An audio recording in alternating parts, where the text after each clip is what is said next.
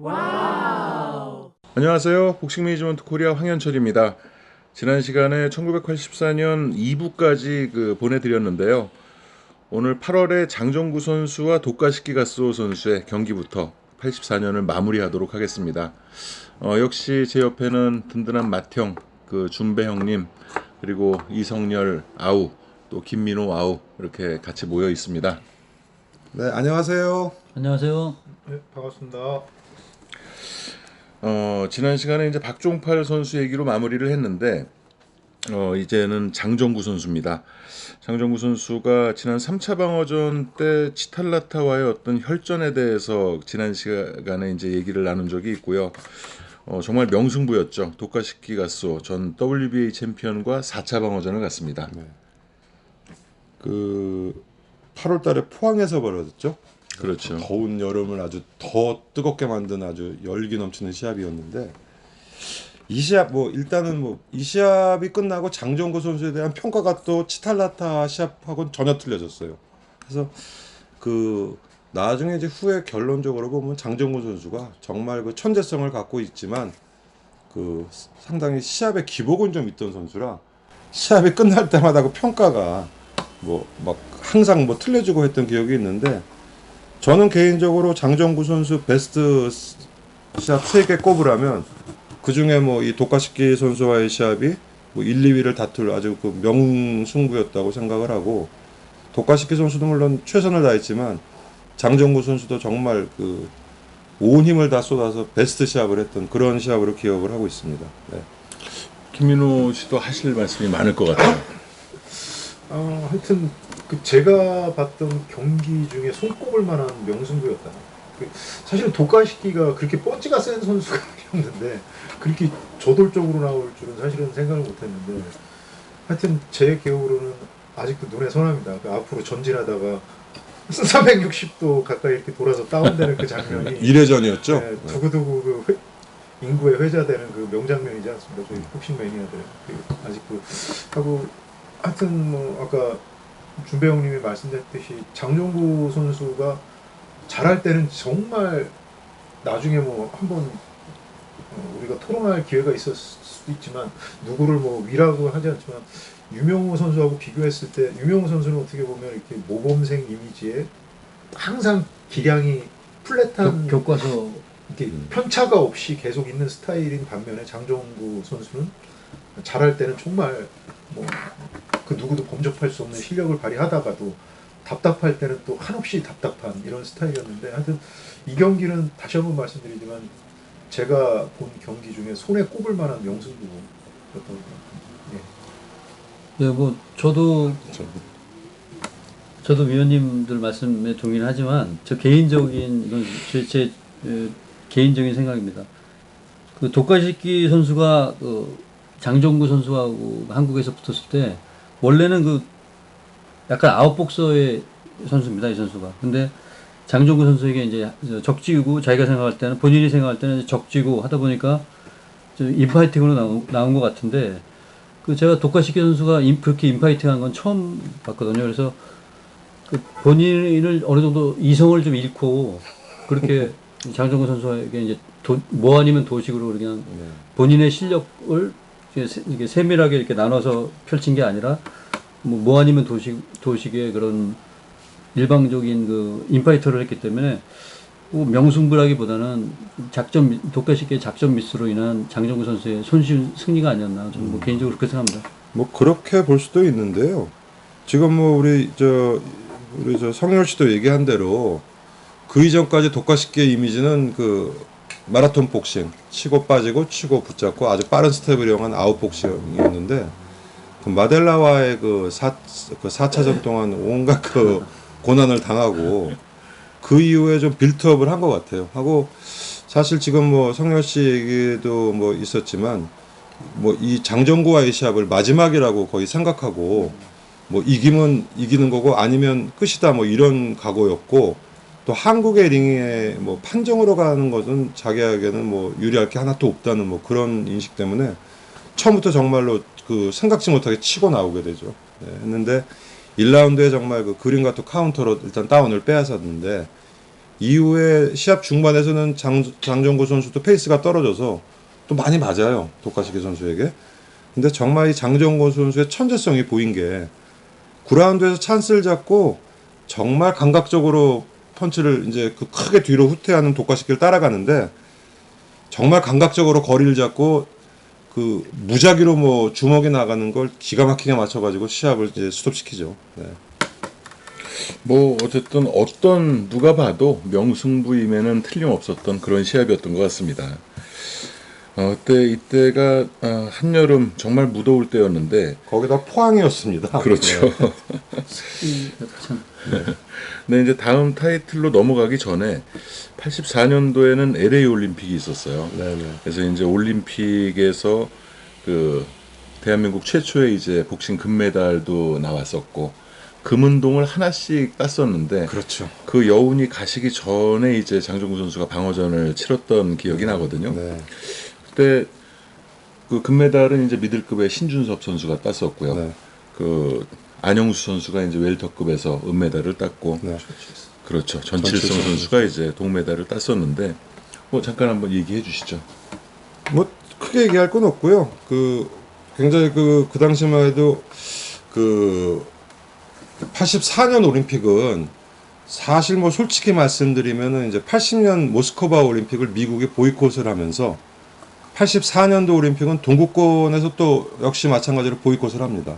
했기 때문에 특히 그 당시에도 복싱은 그 동구권에 굉장히 강세였기 때문에 그 크게 나와서 이제 동구권 러시아 쪽하고 쿠바 쪽이 이제 아마추어 복싱의 어떤 그 헤게모니를 장악하고 있던 시기인데 그 동구권 선수들이 무더기로 이제 참가를 안 하면서 나름대로 이제 찬스가 있었고 뭐 그렇기도 하거니와 미국에서 상당히 그 스타성 선수들이 많이 나왔음에도 뭐 우리나라 선수들이 그 금운동을 하나씩 차지했다는 건 굉장히 그 의미가 있었고요.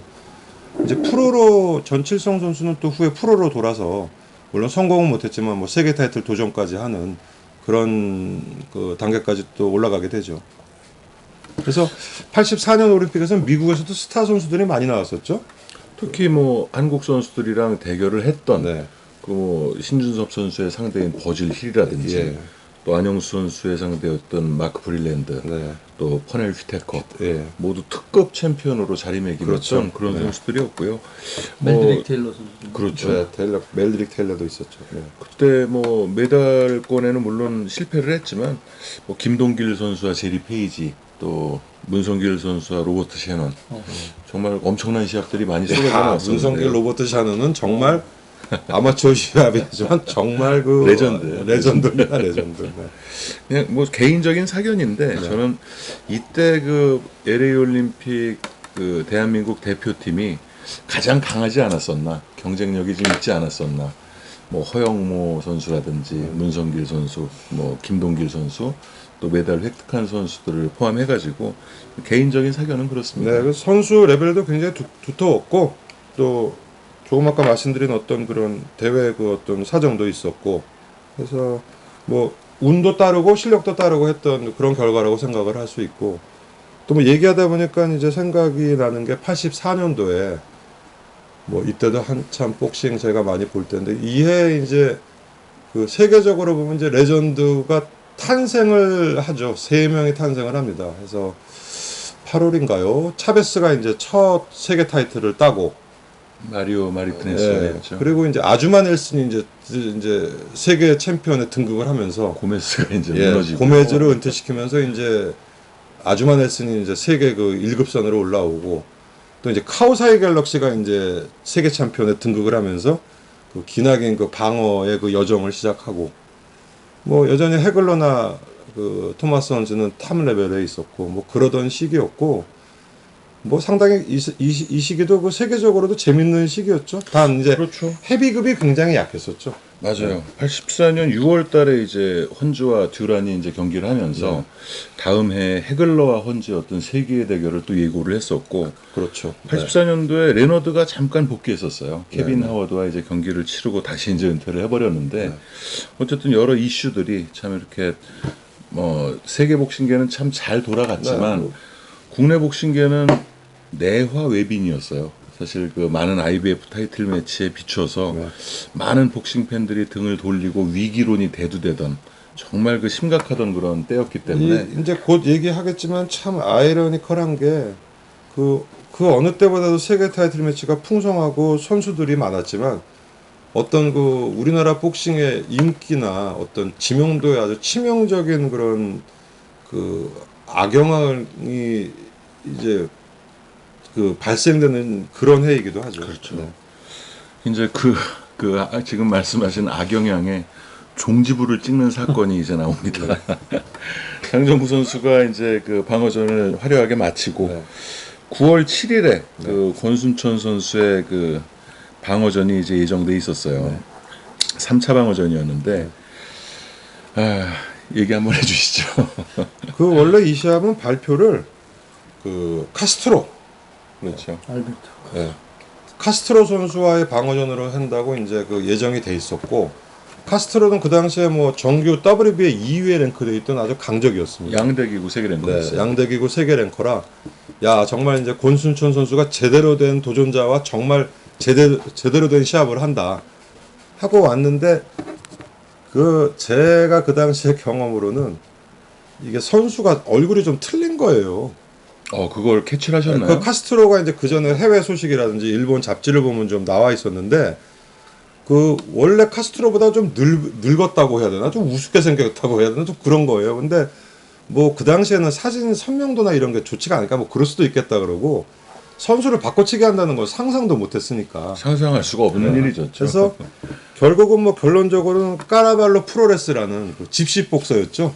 전적도 뭐 그 검증이 안 되고 물론 더 많이 싸웠으리라고는 생각이 되지만 그 복스렉에서 정식으로 인정한 시합은 권순천 시합까지 10전 남짓 하고 뭐 승패가 거의 같은 그런 집시 복서였고 아마 그 공인되거나 이 기록되지 않은 그런 시합을 콜롬비아나 베네수엘라 어디 그 지방 같은 데서 많이 했으리라고 생각은 됩니다. 하지만 어쨌든 뭐 시합을 했고 그 나름대로 굉장히 잘 싸웠어요. 그 까라바로 선수가. 재밌는 승부였어요. 그래서 뭐 그 당시에 이제 기자 그 방송에서 역시 그 중남미 본고장의 복싱을 보여주고 정말 그 강한 도전자가 와서 정말 권순천 선수가 잘 싸웠다. 뭐 이러면서 아주 즐겁게 시합은 끝났습니다. 끝났는데 시합 이틀 후에 진짜 카스트로가 해외 전송 어떤 기사를 보니까 한국에서 자기가 KO가 됐다는 거예요.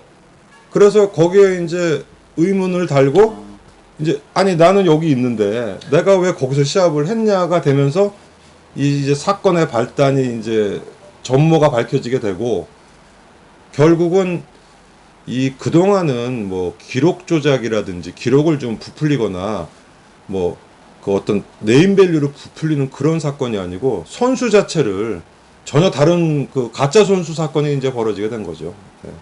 그래서 이 사건으로 말미암아 우리나라 복싱이 그 치명적인 그 타격을 받게 되는 거죠. 그래서 정말 그러기에 몰렸던 국내 프로복싱이 카운터 펀치를 제대로 맞고 정말 그 회생 불가능의 정도의 그런 타격을 입은 사건이 아니었나 싶은데 물론 가장 큰 피해자는 권순천 선수입니다. 네, 그렇습니다. 아무 죄가 없이 그 정해진 시합에 올라갔을 뿐인데 저는 참 이해가 안 가는 것이 그 전호연 프로모터가 구속이 됐잖아요. 네, 그렇죠. 이 사실을 그 프로모터도 모르는 상태에서 당했다면 구속될 일이 없었어요. 그렇습니다. 예. 근데 이제 알고 대전을 시켰다는 것인데 그래서 이게 뭐 나중에 확인은 정확히 안 됐지만 원래 카스트로를 불러오려 그랬어요. 그렇겠죠. 근데 모든 여건인도 하고 그 당시에 카스트로는 IBF 타이틀은 좀 경원시했죠. 그리고 후에 뭐 카스트로 선수는 그 플라이급 WBA 사파타 선수에게 도전을 하고 그 후에 이제 주니어 아반탐 슈퍼플라이 갤럭시하고도 도전을 해서 WBA 타이틀을 치릅니다. 그래서 그 선수에게 오퍼를 했는데 이 선수가 뭐 IBF 타이틀에 대한 뭐 흥미도 없고 뭐 모든 것이 안 맞아가지고 이제 그게 결렬이 되면서 그러면 다른 선수는 물색을 해야 되는데 일단 카스트로로 아마 그 당시에 카스트로로 아마 발표를 했었을 겁니다. 했기 때문에 뭐 굉장한 무리수를 두게 된 것이죠. 밀어붙인 것 같아요. 근데 정말 무리수였고 이게 아마 방송의 영향도 있었을 거예요. 그래서 제대로 된 세계 랭커를 데리고 와서 방어전을 한다는 그런 거를 어떻게 철회를 할 수 없기 때문에 했는데 정말 지금 생각해도 그 정말 상상도 못할 일을 하게 된 거죠. 네. 어쨌든 이 사건으로 인해서 7년 동안 그 권투위원회 수장으로 있던 양정규 회장이 사표를 냈고 이제 곧 정남 회장이 새로 취임을 하게 되고요. 네. 아, 많은 부분이 권투가 치명적인 타격을 입은 그런 그 어떤 빌미가 됐어요. 그러니까 이거는 스포츠가 아니고 사회 문제가 됐어요. 사회 그렇죠. 문제고 사기 사건이 된 거거든요. 사기 사건이 되고 뭐 세계적으로 보더라도 거의 전대미문에서 특히 세계 타이틀 매치에서 가짜 선수가 나와서 뭐 시합을 한다는 건 정말 상상도 할 수 없는 일이었기 때문에 결과적으로는 이 시합으로 인하여 IBF에 대한 공신력이라든지 어떤 그런 거 권위가 땅에 떨어지고 복싱 자체가 그 어떤 팬들에게서 멀어지는 어떤 시발점이 되는 뭐 그런 셈이 된 거죠. 어쨌든 안타깝습니다. 지금 뭐 36년이 지났는데도 아직까지 안타까운 그런 사건으로 남아 있고요. 우리 저 권순천 선수 우리 형님은 요즘 와서도 이 얘기를 하면은 뭐 말씀을 하시나요? 여기에 대해서는 서로 입을 다물어요. 아 그렇습니까? 네. 저도 뭐 자주 보지만 못 물어보겠더라고요. 이때는 저도 같이 운동을 할 때예요. 아, 같이 그러세요? 이제 네. 그 저도 체육관 후배였었고 하지만 뭐 너무 놀랬었고 그 권수천 그 형님도 일단 본인이 아무 그 잘못도 없고 그냥 열심히 나가서 싸운 죄밖에 없는데 그리고 또 상대가 잘했어요. 정말 아 정말 명시하겠어. 시합 내용은 참 잘했기 때문에 그 아나운서도 극찬을 했어요. 본고장에서 온 정말 잘하는 도전자가 선전을 했다 그랬고 해서 결론적으로 권순천 선수는 정말 그 주먹도 있고 복싱 센스도 좋았는데 이 시합 하나로 인해 가지고 그동안의 그 명성이나 업적이 좀 퇴색된 감이 있고 뭐 지나서 지금 저 생각되는 얘기지만 차라리 IBF가 아니고 그 당시에 뭐 라시아라하고 한번 일대 격전을 벌리든지 실제로 그런 얘기가 네. 많았습니다. WBA나 WBC로 갈아탄다. 네. 그래서 라시아를 불러온다는 네. 그런 그 기사화까지 됐었는데 네. 뭐 선수 마음대로 할 수 있는 건 아니잖아요. 그래서 뭐 제 생각에는 아무튼 권순천 선수는 이 시합으로 인해 가지고 기가 다 빠져버린 것 같아요. 이기고도 뭐 이후에는 이제 별로 좋은 성적을 내지를 못하게 되는 뭐 그런 결과가 나오죠. 네. 이 시합 기억나세요? 예.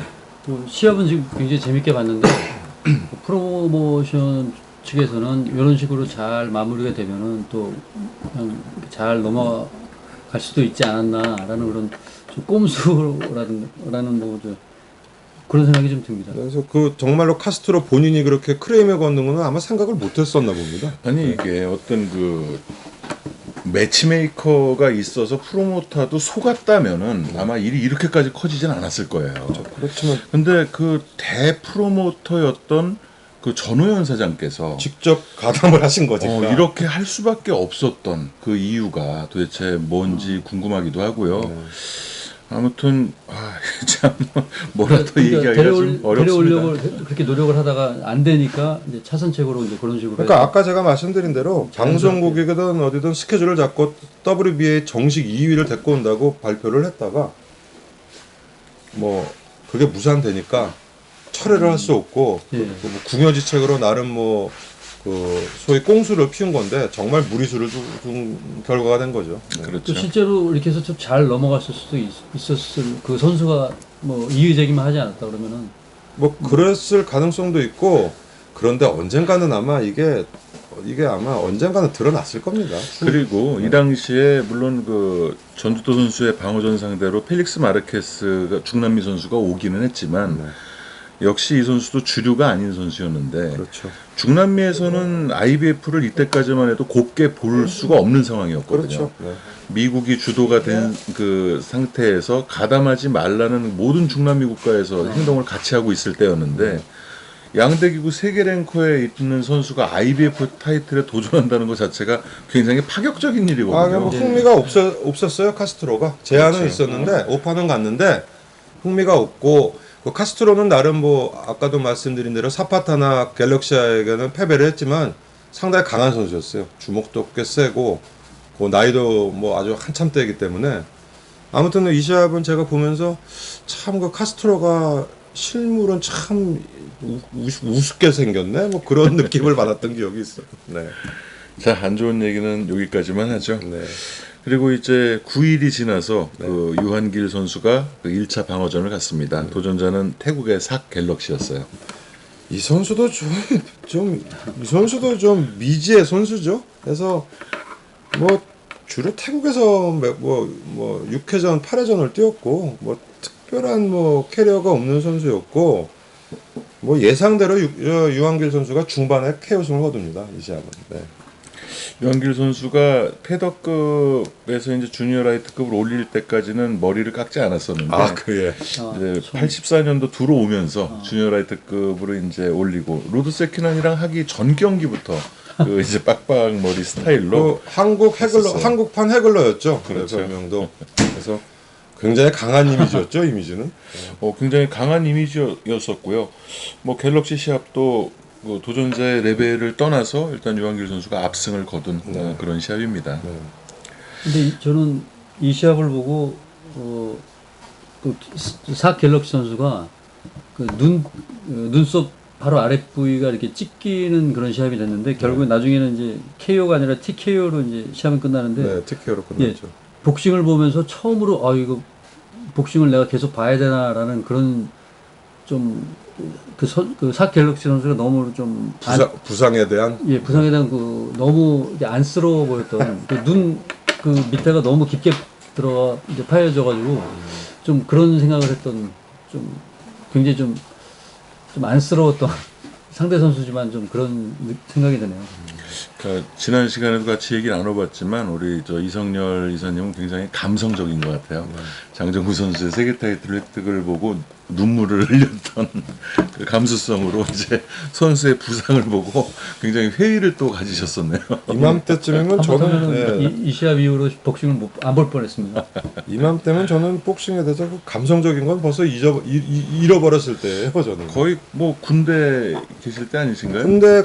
근데 저는 이제 뭐 군대에 가가지고 어떻게 운이 좋다 보니까 굉장히 그 외출을 많이 하는 그런 보직에 있다 보니까 짬짬이 나와서 시합도 보고 뭐 그랬던 기억이 납니다. 그래서 제가 군대에 있을 때 그 뭐 이런저런 걸로 휴가 굉장히 많이 나왔어요. 뭐 주특기에서 뭐 대회 같은 거 있어 거기서도 어쨌든 집에서 군대 간 지 한 6개월 1년 지나니까 이제 휴가 오는 걸 싫어하더라고요. 하도 자주 오니까. 그래서 저는 뭐 어떻게 하다 보니까 그 행정 쪽이었는데 하여간 뭐 외출도 잦았고 뭐 잦아가지고 시합 군대에 자주 보셨겠네요. 그리고 이제 사무병이었기 때문에 펀치라인을 집으로 배송을 이 구독을 하고 휴가 가서 다 들고 옵니다. 그러면 이제 사무병 가니까 제 캐비넷이 있으면 거기다 갖다 놓습니다. 갖다 놓고 뭐 일찍 쓸 때든지 한 곳씩 꺼내 놓고 봤기 때문에 아주 뭐 단절되진 않았었어요. 그러면 그 창간호부터 그 한 권도 빠지지 않고 다 모아놓으신 그 펀치라인이 네. 군 부대에도 들어갔다 나오고 굉장히 그 여러 군데를 그래서 거쳐갔네요. 제가 군대에 있을 때 그거 한 권이라도 잊어버릴까봐 어떤 놈이 그리고 그 당시에는 그 펀치라인 뭐 이런 잡지 군대에서 보여주면 다 좋아했어요. 그렇죠. 군인들이. 그러니까 학교에서도 그랬어요. 그래서 잘못하면 그 고참한테 뺏기니까 혼자서 일찍 쓸 때나 당직 쓸 때 혼자서 그냥 보고 그랬었습니다. 네. 자, 그리고 이제 10월 달에는 세계 타이틀 매치가 없었어요. 10월 달에는 없었고 11월에 이제 그 도디보이 페날로사 국내에 와서 김재홍 선수를 그 처참하게 KO 시켰던 그 챔피언에게 최점환 선수가 마닐라에서 원정 도전에 나섭니다. 네. 그 제가 여태까지 뭐 우리나라는 물론이고 70년대 이후에 세계 타이틀 매치는 거의 다 봤는데 솔직히 말씀드리면 저 이 시합을 못 봤습니다. 지금까지도 못 보고 그냥 그리고 사실 그 당시에 그 일본 잡지는 IBF 기사를 아예 실지를 않았어요. 그랬죠. 예. 그리고 펀치라인에서도 거의 이 소식을 안 다뤘던 것 같아요. 그래서 내용을 잘 모릅니다. 사실 모르는데 판정을 보면 점수 차이가 어마어마하게 나 있어요. 그래서 그냥 가는 대로 그냥 완사이드하게 졌구나 뭐 이런 정도로 상상을 하고 그 제가 국내 선수 세계 타이틀 매치 한 걸 70년대 이후 시합 중에 뭐 못 본 게 이 시합하고 한 두세 개 있으려나 하여간 이 시합 저 못 봤습니다. 이 시합을 뭐 저도 못 봤고요. 네. 아마 모르겠습니다. 그 정보 자체가 네. 진짜 펀치라인에도 당시에 여기에 대한 기사가 없었던 걸로 기억이 네, 나요. 그 당시에 저는 뭐 이제 한국에 잘 안 나오는 기사는 복싱 매거진을 좀 봤는데 뭐 일본에서 IBF를 인정을 안 하고 있었기 때문에 그 당시까지는 IBF에 대한 그 뉴스는 복싱 매거진에 전혀 실리지가 않았었어요. 이제 그 IBF에 대한 거는 뒤에 단신으로 예. 이렇게 뭐 외국 한국통신, 뭐 필리핀통신 네, 이런 근데 식으로 뭐 시합 나오긴 내용은 전혀 했었는데 없었죠. 결과 정도 나오는 이 정도. 시합에 대한 건 없었어요. 아, 없었어요. 이 시합에 예. 대한 거는 저도 본 기억이 없습니다. 그래서 제가 세계 타이틀을 70년대 이후에 이제 본 거는 뭐 이창계 세르반테스 거부터 뭐 어쨌든 뭐 기억이 나든 말든 하여간 봤고 그 이후로 정말 이 시합 말고는 거의 다 본 것 같은데요. 최창호 아마 최저만 선수가 최저만 선수 인도네시아 가서 한 시합도 아자딘 못, 그것도 못 아나르랑 한 봤네. 시합도 예, 못 그 시합 보셨을 못 보고 거예요. 저는 봤습니다. 봤어? 예. 예. 어디서 어디서 보셨죠, 봤어요, 그걸? 테이프를 봐서 테이프를 구해서 봤습니다. 그 테이프 어디 있어요? 다음번에 찾아서 오세요. 제가 잠깐 말씀드리자면 아자딘 아나르 그 선수가 인도네시아에서 당시에 굉장히 각광받던 굉장히 유망주였어요. 굉장히 네. 각광을 받던 선수였는데 그 실제로 보면 싱겁게 이깁니다. 최저만 선수가 굉장히 손쉽게 3라운드가 아마 예. 그래서 뭐 인도네시아 선수들은 저렇게 다 약한가 뭐 그런 생각이 좀 들었어요. 뭐 다음에나 그 다음에 또 최저만 선수에 대해서는 뭐 많이 얘기가 나오겠지만 이 선수 참 뭐라 그럴까 정말 잘할 때는 장정구 유명우 선수와 견주어도 전혀 손색이 없는 그런 실력을 보이고 또 엉길 때 보면은 또 굉장히 또 못하는 뭐 굉장히 기복이 좀 심했는데 정말 잘하는 복싱 이긴 시합 보면은 정말 잘했어요. 최주만 선수는 개인적으로 저는 그 저평가된 선수 중에 하나라고 봅니다. 사실 그 실력이 장정구 유명호 선수가 양대 기구를 가지고 있을 때 이제 박주원 선수를 이기고 IBF 챔피언이 또 되거든요. 네.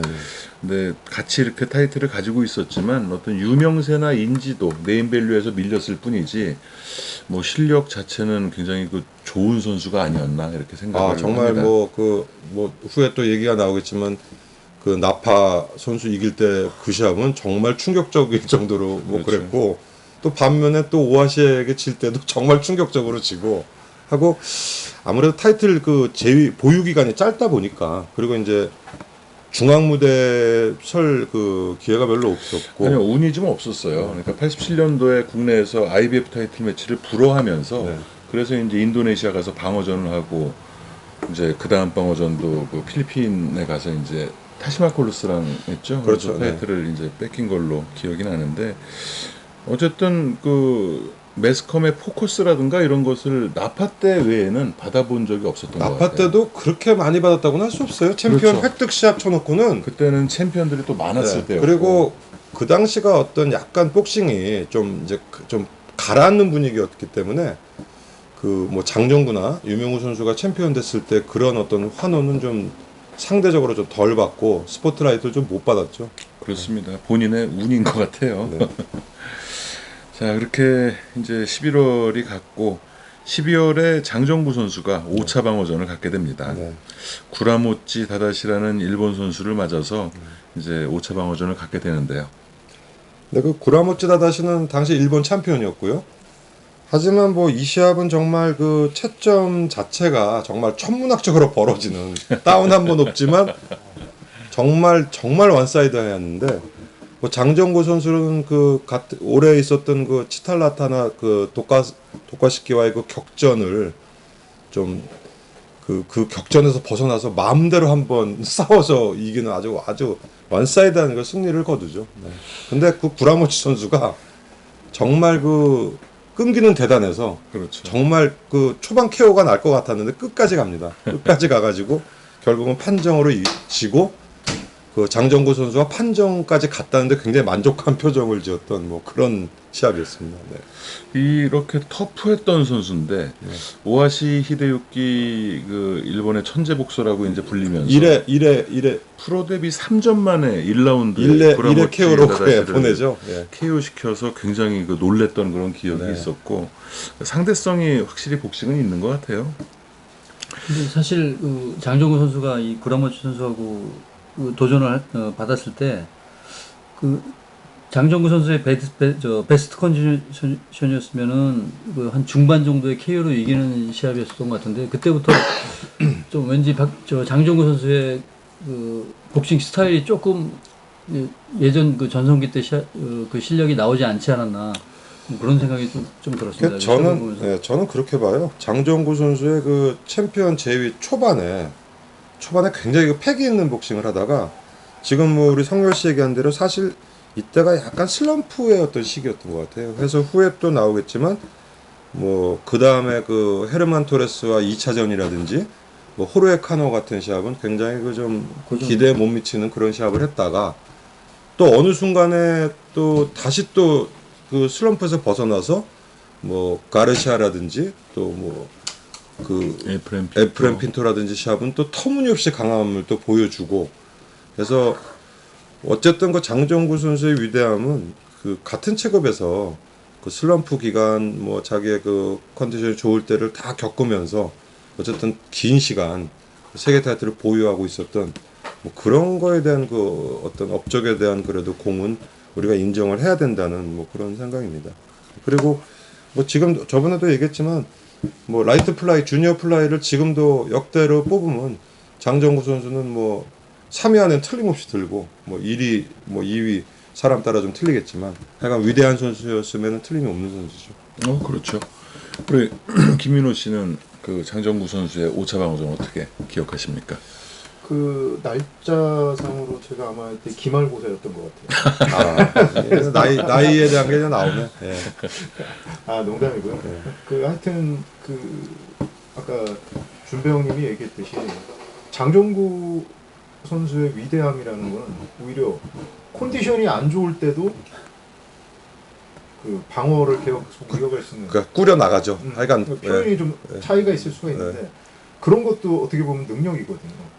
단명하는 챔피언들이 오히려 컨디션 안 좋을 때 지는 이유, 무너지는 이유가 여러 가지가 있겠습니다만 그거를 극복할 수 있는 것도 또 하나의 능력이라고 보거든요. 그러네요. 네. 그러니까 그런 거 물론 뭐 경기가 뭐 답답했다, 화끈했다 이런 걸 떠나서 계속 그 챔피언으로서의 자리를 지킬 수 있는 것 자체가 위대하다라고 저는 보거든요. 그리고 특히 이 경기 같은 경우는 뭐 그다지 이렇게 감흥은 없지만 저는 그 장정구 선수의 그 어떤 테크닉이라든지 여러 걸 다시 한번 평가할 수 있는 그런 시합이었다고 기억이 납니다. 네, 그렇습니다. 그 롱런 챔피언들을 보면 뭐 가까운 뭐 요즘 선수 얘기 안 하더라도 뭐 그 이 시절에 그 페드로사라든지 또 후에 뭐 리카르도 로페즈라든지 롱런 챔피언들을 보면 모든 시합이 다 뭐 엄청난 승리를 거뒀던 게 아니에요. 엉기는 시합, 뭐 겨우겨우 이기는 시합 그런 거를 근데 극복을 하고 나가는 선수들이 결국은 레전드가 되는 것이고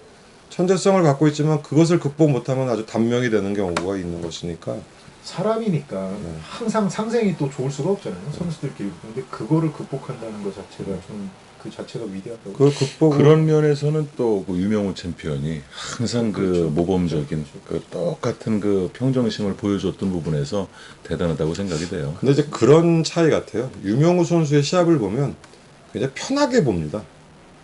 물론 뭐 가메스라든지 데마르코 시합 같은 경우는 좀 엑사이팅하고 좀 불안한 것도 있었는데 그거에 비하면 장정구 선수는 굉장히 불안하게 보는 시합이 더 많았던 것 같아요.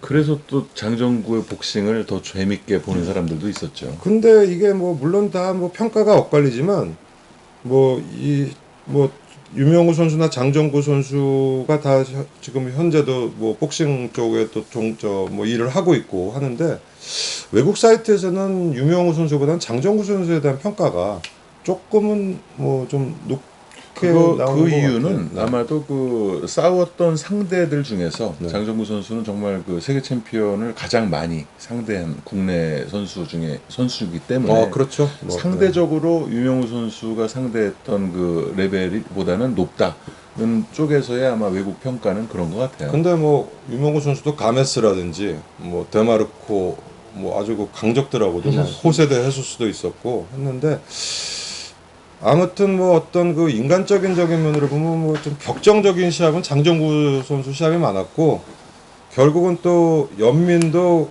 그 말년에 뭐 치탈라타라든지 그 무앙차이 키트카삼과의 시합 뭐 이런 데에 대한 어떤 그 연민도 장정구 선수 쪽이 좀 더 남아있던 것 같고 뭐 그런 생각이 드네요. 네.